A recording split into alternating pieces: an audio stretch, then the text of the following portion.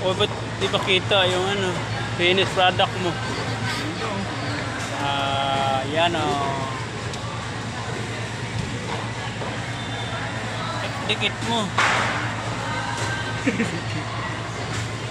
Yan siya yung gumagawa ng sashimi na salmon.